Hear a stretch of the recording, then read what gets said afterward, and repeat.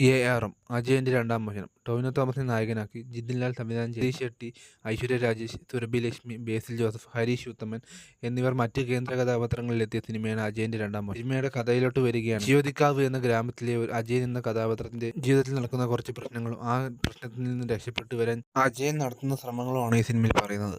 ആദ്യം തന്നെ എടുത്തു പറയേണ്ട പോസിറ്റീവ് എന്ന് പറഞ്ഞാൽ ഇതിന്റെ സംവിധാനമാണ്. ജിതിൻ ആദ്യ സിനിമയാണെന്ന് ഒട്ടും സിനിമയിൽ കാണുമ്പോൾ ഒരു ഭാഗത്തും ഇത് പുള്ളിയുടെ ആദ്യ സിനിമയാണെന്ന് തോന്നാത്ത വിധം വളരെ നല്ല രീതിയിൽ തന്നെയാണ് ഈ സിനിമ എല്ലാം മേക്ക് ചെയ്ത് വെച്ചിരിക്കുന്നത്. തിരക്കഥ സുജിത് നമ്പ്യാറാണ് ഇതിന്റെ തിരക്കഥ എഴുതിയിരിക്കുന്നത്.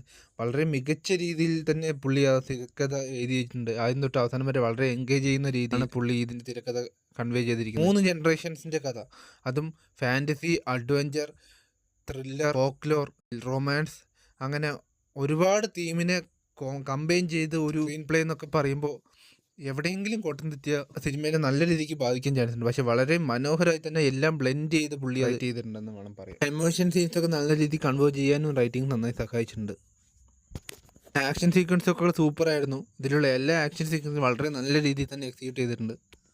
ഇനി ടെക്നിക്കൽ സൈഡിലോട്ട് വരികയാണെങ്കിൽ ആദ്യം സിനിമാറ്റോഗ്രാഫിയെ പറ്റി പറയാം. ജോമോണ്ടി ജോണാണ് ഈ സിനിമയുടെ സിനിമാറ്റോഗ്രാഫി കൈകാര്യം ചെയ്തിരിക്കുന്നത്.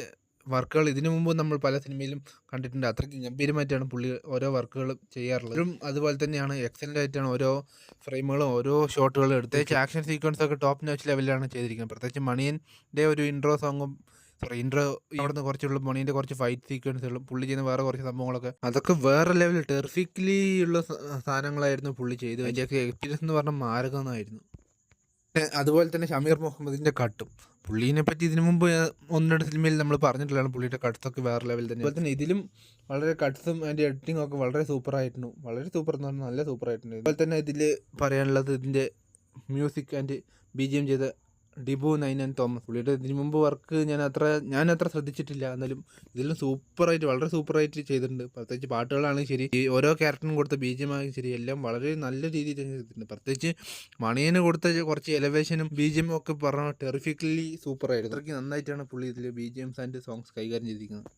പിന്നെ പറയാനുള്ളത് ഇതിൻ്റെ VFX ആൻഡ് 3D വർക്കുകൾ എല്ലാം വളരെ നന്നായിട്ടുണ്ട്. പ്രത്യേകിച്ച് അണ്ടർ വാട്ടർ സീക്വൻസ് ആവട്ടെ, ഇതിൽ ട്രെയിലർ കാണിച്ച ഒരു ഉൽക്ക വന്ന് വീഴുന്ന ഷോട്ടുകളാവട്ടെ, പിന്നെ കാണിക്കുന്ന മറ്റു കുറച്ചിലുമുള്ള കുറച്ച് സംഭവങ്ങളാവട്ടെ, എല്ലാം വളരെ നന്നായി തന്നെ ചെയ്തിട്ടുണ്ട്. അതിൻ്റെയൊക്കെ 3D എക്സ്പീരിയൻസും വളരെ നന്നായിരുന്നു. പെർഫോമൻസിൻ്റെ ഭാഗത്തേക്ക് വരുമ്പോൾ ഈ സിനിമയിലെ എല്ലാ ആക്ടേഴ്സും വളരെ നല്ല രീതിയിൽ തന്നെ പെർഫോമൻസ് ചെയ്തിരിക്കുന്നത്. പ്രത്യേകിച്ച് ബേസിൽ ജോസഫ്, ഹരീഷ് ഉത്തമൻ, ജഗദീഷ്, ജഗദീഷ് ഷെട്ടി, സുരഭി ലക്ഷ്മി, ഐശ്വര്യ രാജേഷ്, അങ്ങനെ എല്ലാവരും അവർക്ക് കിട്ടിയ റോൾ വളരെ നീറ്റ് ആൻഡ് എഫിഷ്യൻ്റ് ആയി തന്നെ ചെയ്തിട്ടുണ്ട്.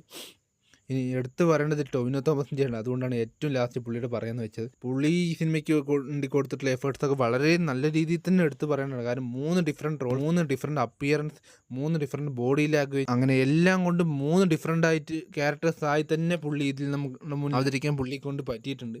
അതിന് പുള്ളി എടുത്ത എഫേർട്ട് വളരെ അപ്രിഷ്യേറ്റ് ചെയ്യേണ്ട ഒന്ന് തന്നെയാണ്. സിനിമയിലെ നായകൻ എന്ന് പറയുന്നത് നമ്മുടെ അജയൻ എന്ന കഥാപാത്രമാണെങ്കിൽ പോലും ഈ സിനിമ മൊത്തം കയ്യിലെടുത്ത് മുന്നോട്ട് കൊണ്ടുപോയിട്ടുള്ള, അല്ലെങ്കിൽ ഈ സിനിമയുടെ ഷോ സ്റ്റീലർ എന്ന് പറയുന്ന മണി എന്ന കഥാപാത്രമാണ്. ആ പുള്ളിക്ക് കൊടുത്തിട്ടുള്ള സ്ക്രീൻ പ്രസൻസും ഓറയും, ആ പുള്ളി സ്ക്രീനിൽ വന്ന് നിൽക്കുമ്പോൾ തന്നെ വല്ലാത്തൊരു ഫീലാണ്. ആ പുള്ളിക്ക് കൊടുത്തിട്ടുള്ള ഡെപ്തും പുള്ളിക്ക് ടൊവിനോ കൊടുത്തിട്ടുള്ള പെർഫോമൻസും എല്ലാം ഗംഭീരമാണ്. എന്താ പറയുക, ഒരു വൈൽഡ് ബീസ്റ്റ് ലെവൽ ക്യാരക്ടറാണ് ഈ മണി എന്ന് പറയുന്നത്. ഞാൻ മുമ്പേ പറഞ്ഞ പോലെ തന്നെ ഈ സിനിമ മൊത്തം ഷോ സ്റ്റീൽ ചെയ്ത്, അല്ലെങ്കിൽ ഈ സിനിമ മൊത്തം മോഷ്ടിച്ച് കയ്യിലാക്കി കൊണ്ടുപോയി എന്ന് വേണം പറയാം. സ്പെഷ്യലായി പറയാനുള്ള ഒരു കാര്യം എന്താണെന്ന് വെച്ചാൽ ഈ സിനിമയുടെ ബഡ്ജറ്റ് 20 to 30 കോടിയുടെ ഉള്ളിലാണെന്നാണ് കേട്ടത്. ചുരുങ്ങിയ ഒരു ബഡ്ജറ്റ് വെച്ച് ഇത്രയും കിടലും ഒരു സാധനം ചെയ്തു തരും. അതും ഡയറക്ടറുടെ ഡെബ്യൂട്ട് സിനിമ, ഫസ്റ്റ് സിനിമ ആയിട്ട് പോലും ഇങ്ങനെ ഒരു കിടലും സാധനം ചെയ്തുവെങ്കിൽ കുറച്ചുകൂടി നല്ല ബഡ്ജറ്റും അടുത്ത സിനിമകളിലൊക്കെ എങ്ങനെ ഈ ഡയറക്ടറിന് ചെയ്യാമെന്നുള്ളത് ആലോചിച്ചാൽ മതി.